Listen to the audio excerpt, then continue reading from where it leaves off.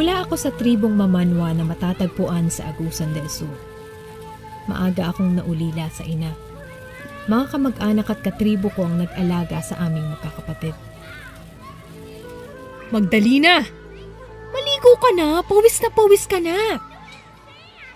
Opo, Chang! Halos araw-araw ay nagsasagawa ng pagpupulong. Pinaghihiwalay ang mga batang babae at lalaki. Dapat itanim nyo sa isip na masaangat ang ating buhay. Hindi lang basta pangarap dahil kami ang tutulong sa inyo. Dapat protektahan ninyo ang inyong mga lupain. Sa edad kong 8 taon ay natanim na sa akin ang galit sa gobyerno, sa mga sundalo at kapulisan. Wala kayong maaasahang tulong sa gobyerno. Bukod sa kakamkami ng inyong lupain, mapapariwara lang ang buhay ng mga kabataan at kababaihan. Rape pa nga abutin nyo sa mga sundalo.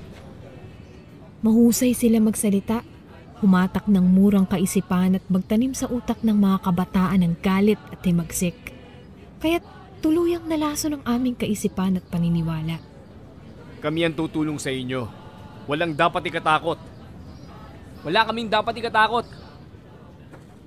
Bukod sa mga ginawang mga kunway paaralan ay dinala na rin kami sa mga malayo at liblib na kuta. Bakit po ang layo na natin? Oo, para mas maging matatag at matapang kayo. Dito kami tinuturo ang humawak ng mga armas at kung paano magpaputok ng baril. Minsan ay may mga bisitang dayuhan, tingin ko mga Amerikano. Pinagsusuot kami ng punit-punit na damit para magmukhang mahirap, madungis. Pinabayaan na sila ng gobyerno. Ang perang ibibigay ninyo ang gagamitin namin para sa mga salugpungan, pambayad sa mga guro, at pambili ng mga aklat at gamit ng mga bata. Sana po itulungan niyo kami. Samantala, patuloy kami sa pag-akit sa mga kabataan para mag-aral. Akala ng mga magulang ay talagang nag-aaral ang kanilang mga anak. Heto anak, dalhin mo para di kayo magutom. Bigyan mo na rin ang mga teacher mo. Opo, Nay, Tay. Gagabihin po sila o baka hindi makauwi. Marami kasi kaming pagsasanay. May mga bagong librong pinadala mula sa abroad. Tinutukan nila kami. Bawal maglibang, bawal tumanggi o kumontra sa utos at turo nila. Dahil nga siguro sa mura naming kaisipan, tumanim sa amin ang lahat ng kanilang itinuturo. Tay, huwag kayong magtitiwala sa mga militar. Kalaban natin sila. Naninibago ako dyan sa pamangkin mo. Nagbago ang kanyang ugali. Yan din ang napansin ko, kuya. Simula nang pumasok siya sa eskwelahan na yan parang naging matigas, makatwiran at palasagot siya. Habang tumatagal ay mas nagiging mabigat at masinsina ng pagtuturo sa amin ng mga NPA. Tandaan nyo to, kalaban natin ang mga militar. Ang plano nila ay kunin ang inyong lupain at angkinin ng gobyerno. May mga araw pang... Tay, 3 araw po kaming nasa training. Hindi makakauwi si Magda. Naku, mag-iingat po kayo. Ang ilang araw na di pag-uwi ay naging 1 linggo, naging 1 buwan, 2 buwan. Dahil bata, nakadama ako ng saya at challenge. Ako'y isang ganap na sundalo, na siya naman talagang pangarap ko. 12 anyos, mahusay na akong humawak ng baby Armalite. Natatandaan ko 20 kaming kabataan noon ang napasama sa aktibong samahang kabataang makabayan.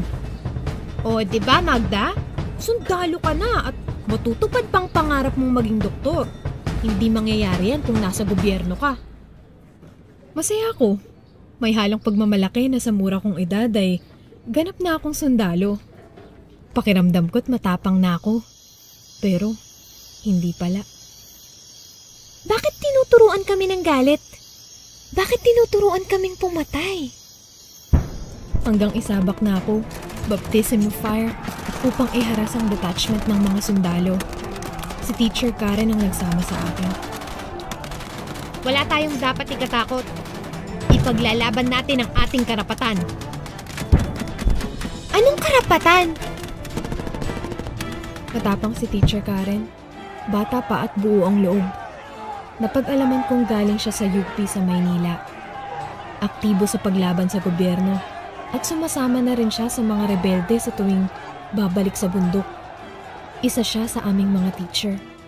Naging madugo, marahas ang mga engkwentro namin sa mga militar. Naku po!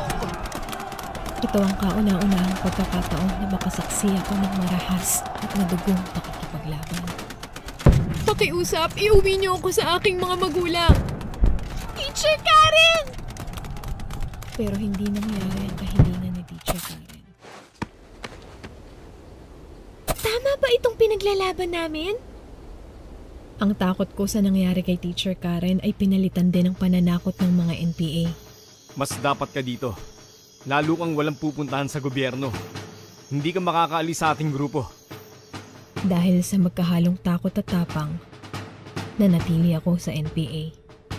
Kailangan po magbigay kayo ng butaw. Anak, wala kaming pera. Bigas, saya manok. Sa edad na 17 ay nagkaanak ako. Ang masaklap ay iniwan namin ang bata sa kaanak dahil hindi pinapayagan ang sanggol sa bundok. Minsan, lihim kaming nag-uusap ng aking asawa. Parang hindi ko na masikmura ang nangyayari. Oo, nahihirapan na rin ako. At lalong tumindi ang galit at sama ng loob ko nang ipaaresto sa akin ang sarili kong tiyo. Kamatayan ang hatol sa mga ayaw sumunod sa batas ng kilusan. Kamatayan! Wag po. Parang awa niyo na po. Wag niyo akong patayin. Humihinga pa ang tiyo ko. Pero inilibing na nila at tinabunan. Tulungan mo ko. Wala akong nagawa. Kaya't halos mabaliw ako sa galit. Gusto na naming umalis pero tinatakot kami. Patawarin niyo kami, tiyo. At dumating ang isang malaking desisyon. Ang pagtakas. Una naming ginawa ang pagsuko sa mga militar dahil nalaman namin ang tungkol sa iklip. Bukas ang ating gobyerno para kayo ay tulungang makabangon at mabuhay ng marangal. Maraming pong salamat. Maraming pong salamat.